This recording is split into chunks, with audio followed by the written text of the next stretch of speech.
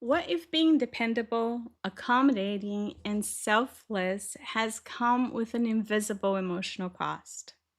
Stay tuned for an honest conversation about the cost of being good and why empathy should not require self erasure.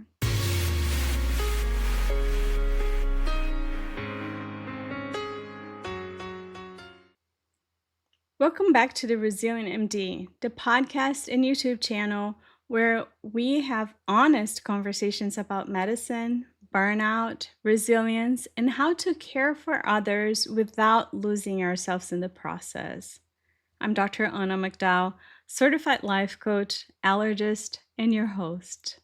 Today's episode is about something many women physicians quietly carry for years without fully realizing the cost of it: the pressure to be good. A good doctor, a good partner, a good mother, a good colleague, a good daughter, a good friend. And while none of these things are inherently wrong, there's a subtle exhaustion that develops when your identity becomes organized around making sure everyone else is okay, especially when it slowly disconnects you from yourself. Most women are taught very early that being good means being helpful, agreeable, accommodating, emotionally aware of others. And for women physicians, this tendency often becomes amplified because medicine rewards self sacrifice. You're praised for staying late, doing more, being dependable, putting patients first, carrying extra responsibility without complaint. Over time, being good stops feeling like a choice. It becomes an identity. You become the person who handles things smoothly, who doesn't inconvenience others, who adapts, who keeps the peace.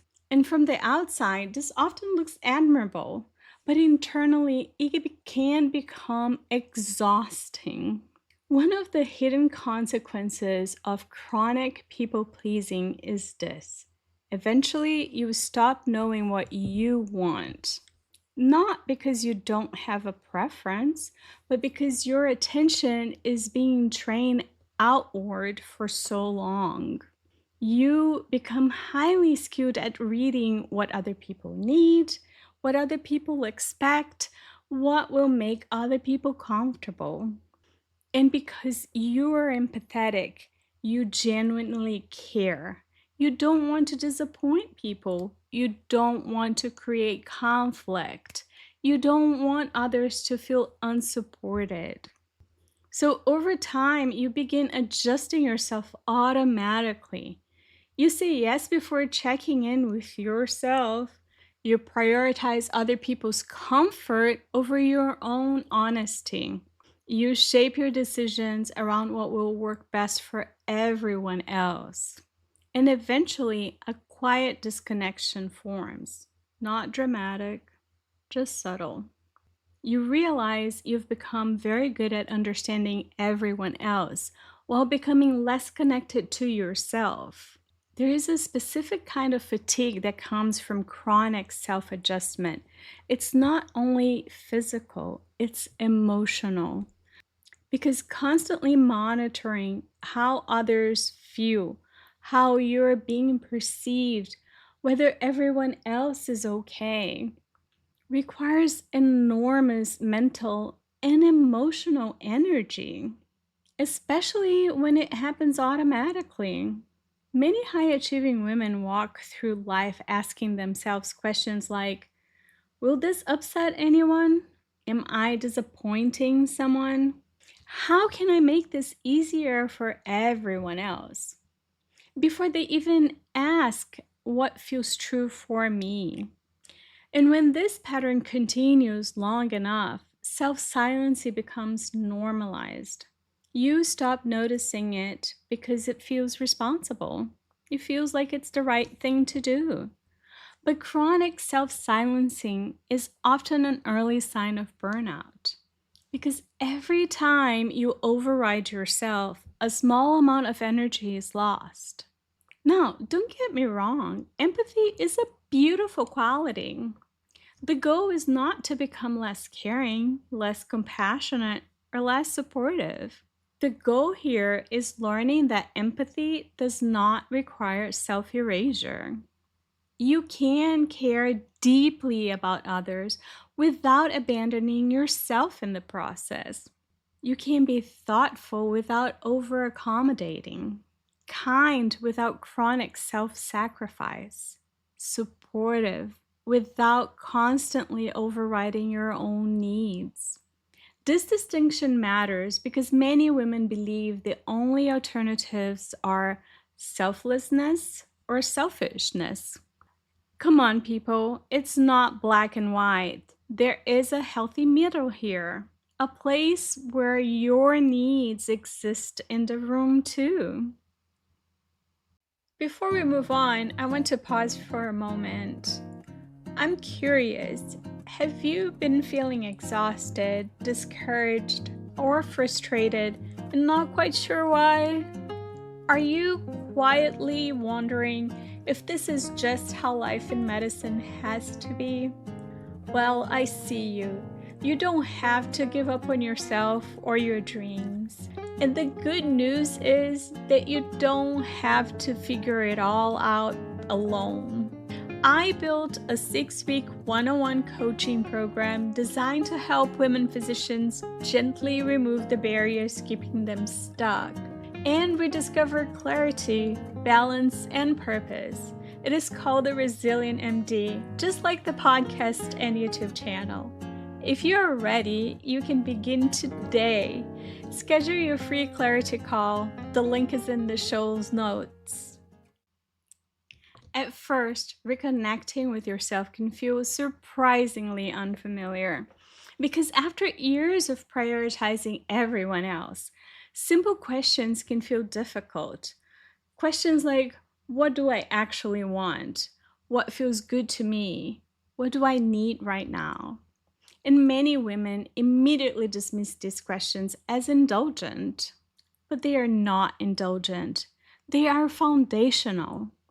Because if you are constantly disconnected from your own internal experience, eventually your body begins carrying the burden for you. Resentment, exhaustion, emotional numbness, quiet frustration, chronic depletion. Not because you're weak, but because no human being can continuously abandon themselves without consequence. There comes a point in many women's lives where the question quietly shifts. Not, am I being good enough? But some version of, am I being honest with myself? And those are very different questions because you can spend an entire lifetime being good by external standards while internally feeling disconnected, overextended, and emotionally exhausted. Wholeness asks something different. It asks, can you remain compassionate without disappearing inside everyone else's needs? Can you include yourself in the care you so freely give to others? I bet you can. Sometimes finding your wings begins with something very small. Noticing that you said yes when you meant no. Noticing that you adjusted automatically. Noticing how quickly you dismiss your own preferences. Not to judge yourself, but to begin reconnecting. Because awareness is not only about noticing what no longer fits externally. It's also about noticing where you have slowly stopped existing fully inside your own life. And that recognition can become the beginning of coming home to yourself again. Being caring is not the problem.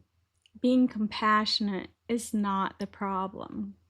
But constantly placing yourself at the bottom of your own emotional hierarchy comes with a cost. And many women have been paying that cost quietly for years. So today, instead of asking, how can I make everyone else comfortable? Maybe pause and ask, what would it feel like to include myself too? Not instead of others, but alongside them, because your needs matter too. Remember, my wings grow when I listen. If this episode resonated with you, share it with another woman physician or high achiever who may quietly feel the same exhaustion. In next week's episode, we will discuss why many women struggle with decision making. It is fascinating. Be sure to subscribe so you never miss an episode of the show.